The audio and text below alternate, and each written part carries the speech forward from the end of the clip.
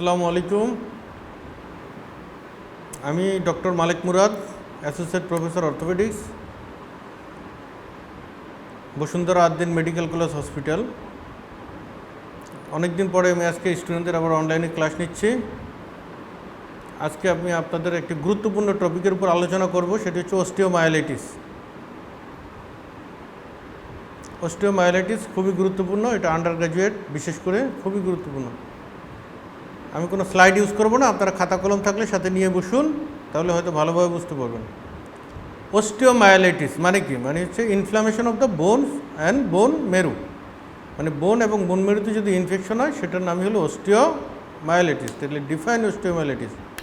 অস্টিওমায়ালাইটিস means inflammation of the bone and bone marrow.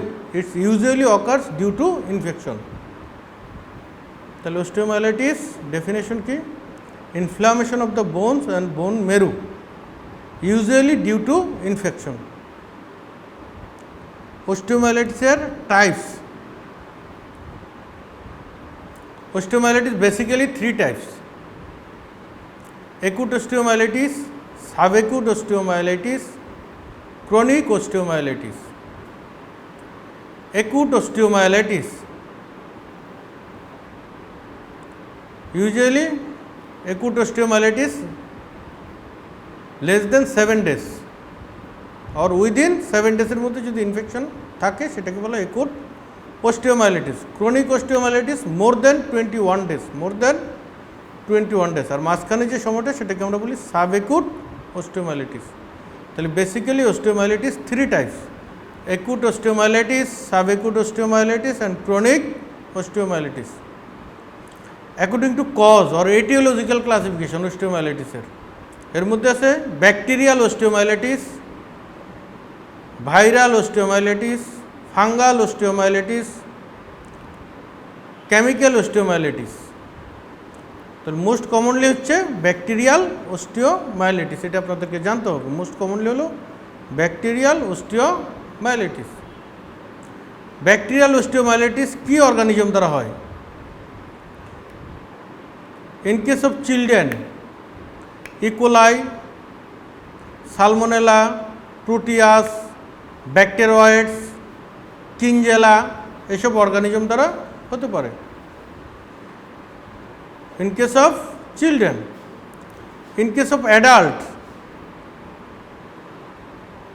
usually Staphylococcus aureus, Streptococcus pyogenes, Streptococcus pneumoniae, এগুলো হচ্ছে অ্যাডাল্টে। আর বাচ্চাদের usually E. coli, salmonella, ব্যাকটেরয়েডস, Proteus এগুলো দ্বারা বেশি হয়। যারা অ্যাডাল্টে যে অর্গানিজম দ্বারা হয়, বাচ্চাদের সেগুলো দ্বারাও হতে পারে, কিন্তু ইউজুয়ালি বাচ্চাদের ক্ষেত্রে এগুলো, আর অ্যাডাল্টের ক্ষেত্রে Staphylococcus aureus, Streptococcus pyogenes, Streptococcus pneumoniae, এই তিনটা দ্বারা অ্যাডাল্টে কমন। তাহলে এটা হলো ব্যাকটেরিয়াল। ভাইরাল অস্টিওমায়ালাইটিস এখন তেমন আর দেখা যায় না, আগে ধারণা করা হইতো স্মল পক্স, ওখান থেকে অস্টিওমায়ালাইটিস হতে পারে। ফাঙ্গাল অস্টিওমায়ালাইটিস, এটা ইউজুয়ালি ম্যাক্সিলোফেশিয়াল বোনসে হয়, ফাঙ্গাল অস্টিওমায়ালাইটিস হতে পারে। আর লাস্ট আমি বলছিলাম কেমিক্যাল অস্টিওমায়ালাইটিস। আপনারা চারটা টার্ম বলবেন, টাইপ বলবেন: ব্যাকটেরিয়াল, ভাইরাল, ফাঙ্গাল, কেমিক্যাল। কিন্তু ব্যাকটেরিয়াগুলোর নাম আপনাদের জানতে হবে, বাকিগুলোর নাম না জানলেও হবে। এটাগুলো অ্যাকর্ডিং টু কজ। অস্টিওমায়ালাইটিসের আরেকটা ক্লাসিফিকেশন আছে, সেটা হচ্ছে পোর্ট অফ এন্ট্রি, কোন দিক দিয়ে আপনার ইনফেকশন ঢুকতেছে সেটার উপর ভিত্তি করে। সেটাকে বলা হয় এন্ডোজেনাস অস্টিওমায়ালাইটিস, এক্সোজেনাস অস্টিওমায়ালাইটিস। এন্ডোজেনাস মিনস হলো বডির ভিতরের কোনো ইনফেকশন থেকে যদি অস্টিওমায়ালাইটিস হয় তাহলে সেটাকে বলা হয় এন্ডোজেনাস অস্টিওমায়ালাইটিস। এটা সাধারণত বাচ্চাদের বেশির ক্ষেত্রেও, বা বাচ্চাদের ম্যাক্সিমাম অস্টিওমায়ালাইটিস হয় ডিউ টু এন্ডোজেনাস সোর্স। যেমন একটা বাচ্চার ফ্যারিঞ্জাইটিস, ল্যারিঞ্জাইটিস, টনসিলাইটিস এইসব ইনফেকশন হলে সেখান থেকে তার অস্টিওমায়ালাইটিস ডেভেলপ করতে পারে। এটা হচ্ছে তার এন্ডোজেনাস অস্টিওমায়ালাইটিস। আর এক্সোজেনাস কোনটা? যদি আউটসাইড থেকে ইনফেকশন সরাসরি বোনসে ঢুকে যায়, যেমন ওপেন ফ্র্যাকচার, একটা হাড় ভেঙে বের হয়ে গেছে, এখানে আপনার ইনফেকশন হয়েছে, তাহলে এটা সোর্সটা কি? বাইরে থেকে ইনফেকশন ঢুকে গেল। এটাকে বলে এক্সোজেনাস অস্টিওমাইলাইটিস। আমি একটা অপারেশন করলাম, তারপরে এখানে ইনফেকশন হলো, এটাও একটা এক্সোজেনাস সোর্স অফ ইনফেকশন, এগুলোকে বলে এক্সোজেনাস অস্টিওমাইলাইটিস। ক্লাসিফিকেশনটা আমি আবার বলছি, ক্লাসিফিকেশন আপনারা একটু মনোযোগ দিয়ে শুনুন।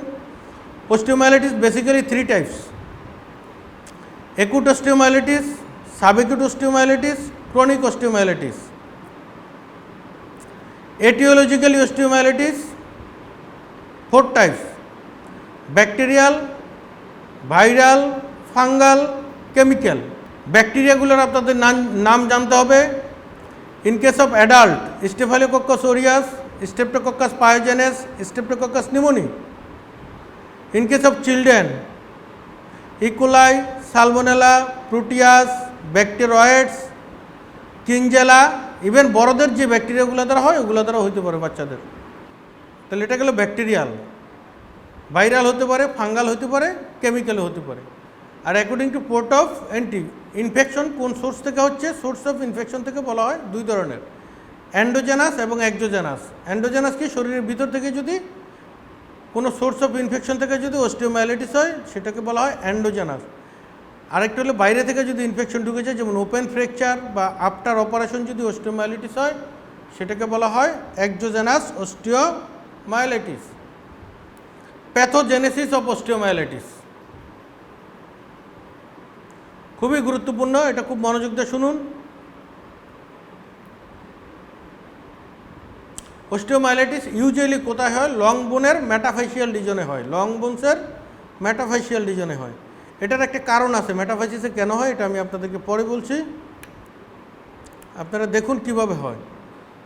একটা বাচ্চার ধরেন টনসিলাইটিস বা ফ্যারিঞ্জাইটিস আছে, এখান থেকে ভায়া হেমাটোজেনাস রুট, কোন রুটে? Via haematogenous route, that means ব্লাডের মাধ্যমে infection goes to the metaphyseal region of the long bones. তাহলে প্রথম লাইনটা হবে কি? Via haematogenous routes infections comes to the metaphyseal regions of the long bone. কোন রিজনে চলে আসলো ইনফেকশন? বোনসের মেটাফেসিয়াল রিজনে আসলো। তাহলে যদি ইনফেকশন এখানে চলে আসে তাহলে কী হবে? ইনফেকশন হওয়ার পরে ইনফ্লামেশন হবে, সেলুলার প্রলিফারেশন হবে, এক্সুডেশন হবে এবং আলটিমেটলি পাস ফর্মেশন হবে। এখানে কী হবে আপনার? Infection comes to the metaphyseal region of the long bones via haematogenous route, then inflammation, cellular proliferation, exudation and ultimately pus formation. এখন দেখুন এই পাস হয়ে গেল, তারপরে কি হবে? দিস পাস থ্রু হ্যাভার্সিয়ান ক্যানেল। আপনারা জানেন যে বোনসের মধ্যে হ্যাভার্সিয়ান সিস্টেম আছে, এই ক্যানেলের মাধ্যমে pass comes to under the periosteum. Pass বেরোয় চলে আসে, কোথায় আসে? Under the periosteum. তখন এটার নাম হয়ে যায় সাবপেরিওস্টিয়াল অ্যাবসেস। খুবই সহজ জিনিস, তখন এটার নাম হয় সাবপেরিওস্টিয়াল অ্যাবসেস। এখন দেখুন বাচ্চাদের পেরিস্টিয়াম থাকে অনেক ঠিক, মোটা, যার ফলে পাত যখন পেরিস্টিয়ামের নিচে চলে আসে তখন এই পেরিস্টিয়াম এলিভেশন হয়ে যায়।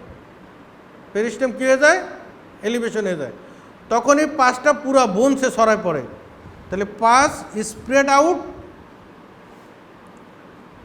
থ্রু দ্য বোনস, পুরো বোনস জুড়ে পাস ছড়ায় যায়। তাহলে প্রথম লাইনগুলো আবার আমি রিপিট করছি।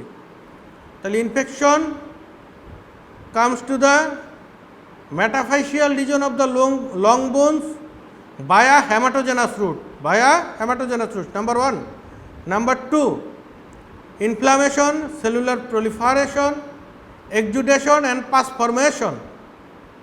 Number 3, this pus comes under periosteum through Haversian canal known as subperiosteal abscess, known as subperiosteal abscess. Number 4, elevation of the periosteum and pus is spread throughout the bones. Pus কি করলো? বোনসের মধ্যে ছড়ায় পড়লো। Number 4। এরপরে number 5 দেখুন কি হয়, এই পাসগুলো আরেক জায়গায় গিয়ে আবার রিএন্টার্স ইনটু দ্য বোনস, আবার বোনসের মধ্যে ঢুকে যায়। এটাকে বলে মেটাস্ট্যাটিক অ্যাবসেস। আপনাদের খুব না জানলে হবে, শুনে রাখুন, শুধু পাস রিএন্টার্স ইনটু দ্য বোনস, আবার বোনসের মধ্যে ঢুকে যায়। Again inflammation, proliferation, more and more pus formation.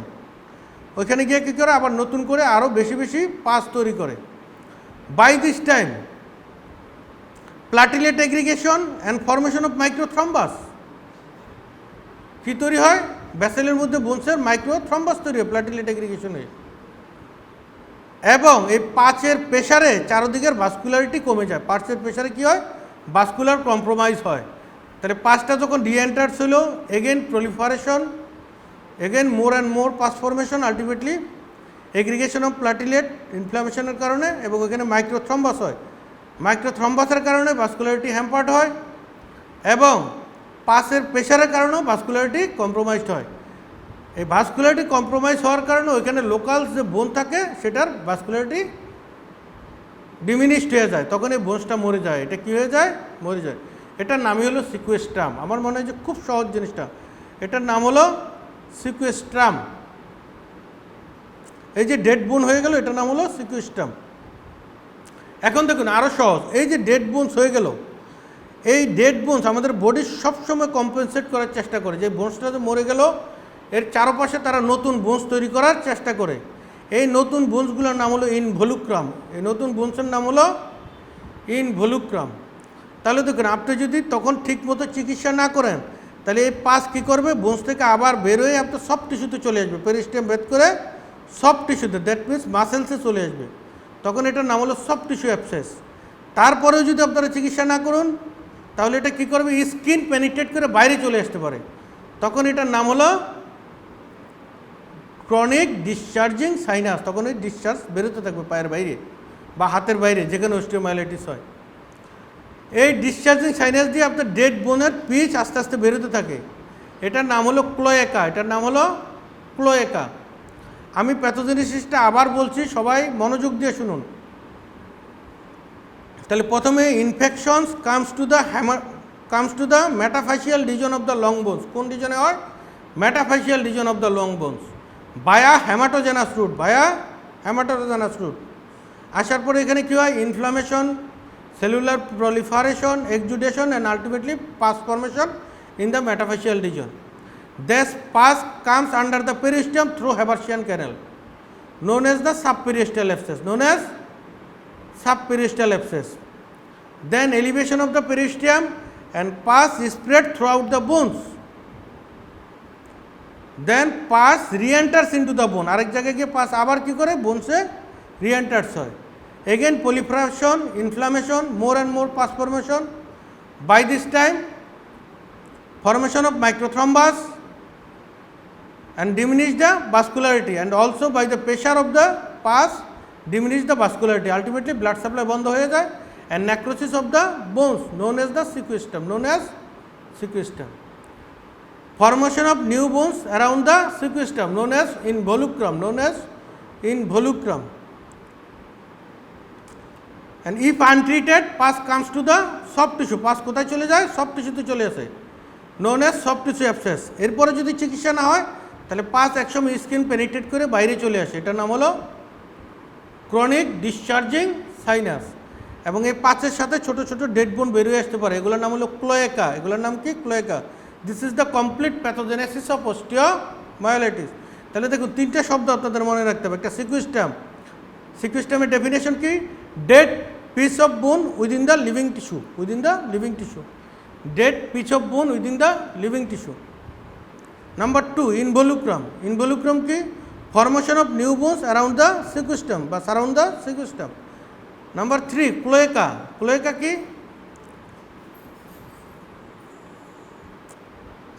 Dead piece of bones comes outside the body through discharging sinus known as cloaca. এই শব্দগুলো আপনাদেরকে জানতেই হবে। দেখুন, অস্টিওমাইলাইটিস আমি আরেকটু পড়িয়ে শেষ করে দেব, তারপরে আগামী দিন আবার এটা আমি রিপিট করব। অস্টিওমাইলাইটিস, একুট অস্টিওমাইলাইটিস, যেটা আমি পড়াচ্ছিলাম, এটাকে বলা হয় ডিজিজ অফ দ্য চিলড্রেন। এটা সাধারণত বাচ্চাদের হয়। কাদের হয়? বাচ্চাদের হয়। ক্লিনিক্যাল ফিচার কী হবে? অস্টিওমাইলাইটিস মানে কি? ইনফ্লামেশন বা ইনফেকশন হয়ে গেছে। তাহলে 1 নম্বর কী হবে? সিভিয়ার পেইন হবে। পাস হয়ে গেলে এখানে কী হবে? সুইলিং থাকবে, টেন্ডার থাকবে, বাচ্চার হাই ফিভার থাকবে উইথ চিলস অ্যান্ড রাইগর। এবং ইভেন যে বাচ্চার অস্টিওমাইলাইটিস হলে বাচ্চারা ওই লিম্বটা ব্যথার কারণে নাড়তে পারে না, তখন এটাকে বলা হয় সিউডো প্যারালাইসিস। এটাকে বলা হয় সিউডো প্যারালাইসিস। তাহলে কি থাকবে আপনার? পেইন থাকবে, সুইলিং থাকবে, টেন্ডার থাকবে, রেডনেস থাকবে, ফিভার থাকবে উইথ চিলস অ্যান্ড আইগর, এবং ওই লিম্বটা নাড়তে পারবে না। আনএবল টু মুভ বা আনএবল টু ওয়াক, এটাকে বলা হয় সিউডো প্যারালাইসিস। এবং বাচ্চাদের ডিহাইড্রেশন থাকতে পারে। কি থাকতে পারে? জ্বরের কারণে ভ্যাসোডাইলেটেশন হয়ে ফ্লুইড লস হয়ে ডিহাইড্রেশন হয়ে যেতে পারে। তাহলে ক্লিনিক্যাল ফিচারটা আবার আমি বলছি, পেইন থাকবে, সুইলিং থাকবে, টেন্ডার থাকবে, রেডনেস থাকবে, fever with chills and rigor, dehydration থাকতে পারে, and unable to move the limb, এটাকে বলা হয় সিউডো প্যারালাইসিস। চিকিৎসা আমি আগামী দিন পড়াবো। আজকে এই পর্যন্তই শেষ, এবং আগামী দিন আমি লেকচারটা পুরোটাই রিপিট করবো। আশা করি সবাই থাকবেন। ধন্যবাদ সবাইকে। আসসালামু আলাইকুম।